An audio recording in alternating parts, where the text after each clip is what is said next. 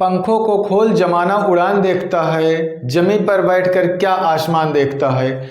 जिंदगी में उजाला चाहिए तो खुद का दीपक जलाओ, दूसरे की मोमबत्ती के सहारे जिंदगी रोशन नहीं हुआ करती।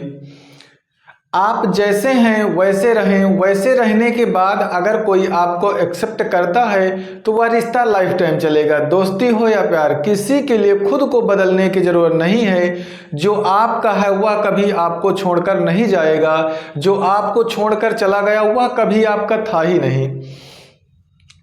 तूफान में ताश का घर नहीं बनता, रोने से बिगड़ा मुकद्दर नहीं बनता। जीतने का हौसला रखो, एक हार से कोई फकीर और एक जीत से कोई सिकंदर नहीं बनता। तो साथियों, संविधान के बारे में हम पढ़ रहे थे, तो संविधान में अब पढ़ेंगे मंत्रिपरिषद, मंत्रिमंडल और प्रधानमंत्री के बारे में। प्रमुख जो अनुच्छेद हैं उनके बारे में जानेंगे। तो हमारा जैसे मंत्री जो परिषद है, इसका सर्वे सर्वा कौन होता है? प्रधानमंत्री। भारत में संसदीय शासन व्यवस्था प्रणाली है, कहाँ से लिया गया? ब्रिटेन से, संसदीय शासन व्यवस्था। अब इसका नाम मात्र का जो प्रमुख होता है वो तो राष्ट्रपति महोदय जी होते हैं, लेकिन जो वास्तविक शक्तियां निहित होती, वास्तविक प्रधान होता है वो कौन होते हैं? प्रधानमंत्री जी होते हैं। उसके बाद मंत्रिपरिषद जो है, काउंसिल ऑफ मिनिस्टर, इसमें जो मंत्री बनाए जाते हैं, पहले तो कैबिनेट मंत्री होगा। कौन होगा? कैबिनेट मंत्री, राज्य मंत्री और उप मंत्री, तीन भागों में बांटे गए। तो कैबिनेट मंत्री का सर्वे सर्वा यहाँ का कौन होगा? प्रधानमंत्री, इनकी मंत्रिमंडल। राज्य मंत्री जो होंगे और उप मंत्री। राज्य मंत्री भी दो प्रकार के, एक तो ये राज्य मंत्री हो गए और जो राज्य मंत्री होंगे एक स्वतंत्र प्रभार के होंगे। कैबिनेट मंत्री क्या कौन कौन से होते हैं? कैबिनेट मिनिस्ट्री जिनको दी जाती है, जैसे सरकार के प्रमुख मंत्रालय, जैसे गृह मंत्रालय, रक्षा मंत्रालय, वित्त मंत्रालय, ये सब देखते हैं कौन? कैबिनेट मंत्री जो होंगे।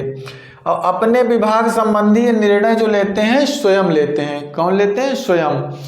तो जैसे गृह मंत्रालय का अमित शाह देख रहे हैं, रक्षा मंत्रालय, तो वैसे ही होगा ये कि वित्त मंत्री कौन है, रक्षा मंत्री कौन है, तो ये लोग अपने जो निर्णय होंगे वो स्वतंत्र रूप से ले सकते हैं। उसके बाद रक्षा मंत्री हैं, कैबिनेट मंत्री के सहायक होते हैं। रक्षा मंत्री कौन होते हैं? जैसे राजनाथ सिंह हैं। तो स्वतंत्र प्रभार के जो मामले में अपना कार्य ये भी कैबिनेट मंत्री की भांति ही स्वतंत्र कर सकते हैं, मतलब इन पर कोई जोर दबाव नहीं होता है।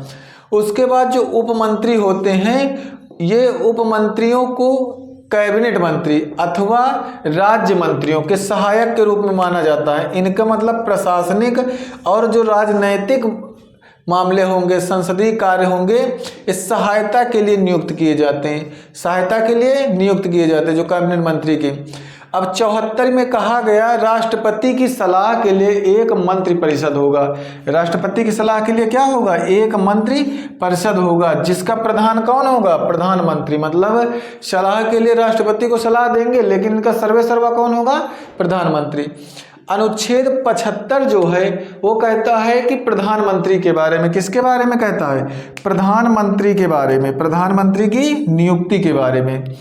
प्रधानमंत्री की नियुक्ति कौन करेगा? राष्ट्रपति। और जो अन्य मंत्रियों की नियुक्ति भी राष्ट्रपति करेगा, लेकिन प्रधानमंत्री की सलाह पर। किसकी? रास्ते खत्म नहीं होते, बस लोग हिम्मत हार जाते हैं। तैरना सीखना है तो पानी में उतरना ही होगा, किनारे बैठकर कोई गोताखोर नहीं होता है। जिद चाहिए जीतने के लिए, हारने के लिए एक डर ही काफ़ी है। जिंदगी में उजाला चाहिए तो खुद का दीपक जलाओ, दूसरे की मोमबत्ती के सहारे जिंदगी रोशन नहीं हुआ करती। यूं जमी पर बैठकर क्या आसमान देखता है, पंखों को खोल जमाना उड़ान देखता है। तो साथियों, हम मंत्रिमंडल, प्रधानमंत्री के बारे में पढ़ रहे थे, वही देख लेंगे। अब जो 91 संविधान संशोधन हुआ 2003 में, इसमें ये बताया गया जो मंत्री परिषद बनेगी प्रधानमंत्री की सलाह के लिए, प्रधानमंत्री के जो मंत्री होंगे वो लोकसभा के सदस्यों के जितने भी सदस्य होंगे उनका 15% से अधिक नहीं हो सकते मंत्रिपरिषद में सदस्य। तो जो भी होंगे वो लोकसभा के सदस्यों का 15% से अधिक नहीं हो सकते। अब 75(2) का अनुच्छेद कहता है कि प्रधानमंत्री और जो सभी मंत्री होते हैं ये राष्ट्रपति के प्रसाद पर्यत पर कार्य करते हैं, तक कार्य करेंगे। उसके बाद क्या होगा कि जो अनुच्छेद 75(3) है, इसमें बताया गया मंत्रिपरिषद सामूहिक रूप से लोकसभा के प्रति उत्तरदायी होती है। सामूहिक रूप से तो लोकसभा के प्रति उत्तरदायी होती है, लेकिन व्यक्तिगत रूप से राष्ट्रपति के प्रति उत्तरदायी होती है। किसके प्रति? राष्ट्रपति के प्रति उत्तरदायी होती है। जैसे इसमें क्या है, मंत्रिपरिषद होगा तो जो सामूहिक रूप से होगा वो लोकसभा के प्रति उत्तरदायी होगी। अगर व्यक्तिगत रूप से देखा जाए तो राष्ट्रपति के लिए। अब देखिएगा आगे क्या है कि जो 75 का 4 ये अनुच्छेद कहता है, पद ग्रहण से पूर्व जो प्रधानमंत्री सहित जितने भी मंत्रिपरिषद के सदस्य हैं, किसके?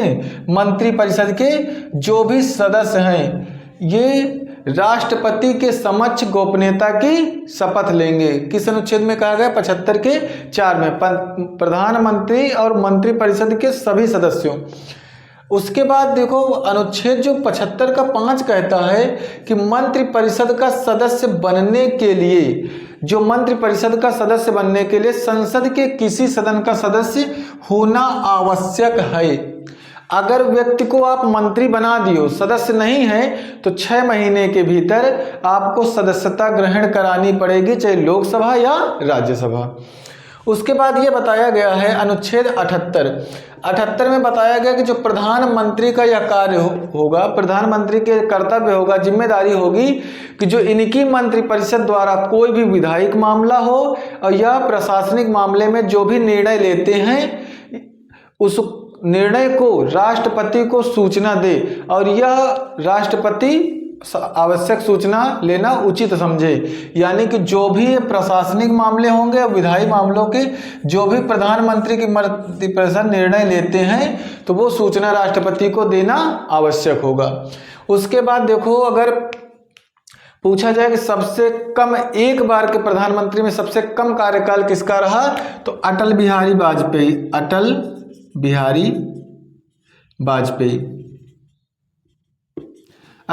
वाजपेयी पहली बार एक बार में बने हैं 13 बार, मतलब 13 दिन के लिए प्रधानमंत्री बने। और सबसे लंबा कार्यकाल सभी लोग जाते हैं पंडित जवाहरलाल नेहरू का, 16 वर्ष 9 महीने 12 दिन का कार्यकाल पंडित जवाहरलाल नेहरू का रहा। अब जैसे प्रधानमंत्री होते हैं, एनडीसी राष्ट्रीय विकास परिषद के अध्यक्ष होते हैं, और उसके बाद जैसे नीति आयोग है, योजना आयोग रहा पहले, तो इनके अध्यक्ष कौन होते हैं? प्रधानमंत्री। अब जैसे ये जो चौधरी चरण सिंह हैं, ये जो प्रधानमंत्री रहे, तो ये लोकसभा में एक भी दिन कभी उपस्थित ही नहीं हुए लोकसभा में, ऐसे प्रधानमंत्री थे। चौधरी चरण सिंह के जन्मदिन पर ही किसान दिवस मनाया जाता है। कब? 23 दिसंबर को किसान दिवस मनाया जाता है चौधरी चरण सिंह के जन्मदिन पर। उसके बाद विश्वास मत प्राप्त करने में असफल रहने वाले प्रधानमंत्री, जैसे विश्वास नाम से, तो इनका नाम क्या है? विश्व प्रताप सिंह। ये प्रधानमंत्री होते हुए जो विश्वास मत प्राप्त करने में असफल रहे। कौन? विश्वनाथ प्रताप। अब देखिएगा कि जो सबसे अधिक उम्र के प्रधानमंत्री बने, ये कौन बने? मोरारजी देसाई जी बने। ये पहले गैर कांग्रेसी प्रधानमंत्री भी थे। अब जैसे प्रधानमंत्री आपको बनना है तो न्यूनतम आयु कितनी होनी चाहिए? 25 वर्ष होनी चाहिए। और लोकसभा के बहुमत दल के नेता को क्या कहते हैं? प्रधानमंत्री। पंडित जवाहरलाल नेहरू, अब देखो कार्यकाल के दौरान 3 प्रधानमंत्रियों की मृत्यु हुई। कितने लोगों की? 3। पंडित जवाहरलाल नेहरू, इंदिरा गांधी और लाल बहादुर शास्त्री। लाल बहादुर शास्त्री की मृत्यु कब हुई? 11 जनवरी 1966 को ताशकंद समझौते में। ताशकंद कहाँ पड़ता? उज्बेकिस्तान। और जो श्रीमती इंदिरा गांधी जी हैं, इनकी मृत्यु भी प्रधानमंत्री पद पर रहते हुए हो गए। तो पूछा जाए कितने प्रधानमंत्रियों की मृत्यु पद पर रहते हुए तो 3 प्रधानमंत्री। कौन कौन है? पंडित जवाहरलाल नेहरू, लाल बहादुर शास्त्री, श्रीमती इंदिरा गांधी। इंदिरा गांधी प्रथम महिला प्रधानमंत्री थी, आयरन लेडी के नाम से जाना जाता। और जो सबसे यंगेस्ट जो युवा बने प्रधानमंत्री वो राजीव गांधी थे। और राजीव गांधी की जो मृत्यु हुई वो प्रचार कार्य के दौरान ही हुई। तो राजीव गांधी की जो मृत्यु हुई 21 मई 1991 में चुनाव प्रचार तमिलनाडु में कर रहे थे, वहीं पर इनकी मृत्यु हुई। तो ये थे हमारे प्रधानमंत्री मंत्रिपरिषद के बारे में हमने पढ़ा। और लगातार प्रयास करना है, लगातार पढ़ाई करना है। यूट्यूब एक सहारा होता है, आप जो कॉन्सेप्ट नहीं क्लियर होता है उसको गूगल के माध्यम से देख करके और नोट्स बनाइए, नोट्स से पढ़िए, अपना ऑफलाइन ज़्यादा प्रैक्टिस करिए। जितना प्रैक्टिस करोगे उतना ही आप जल्दी सफल होगे। करत करत अभ्यास के जड़मत होत सुजान रसरी आवत जाता है शिल पर होत निशान। तो आपको संघर्ष और मेहनत करना पड़ेगा, बिना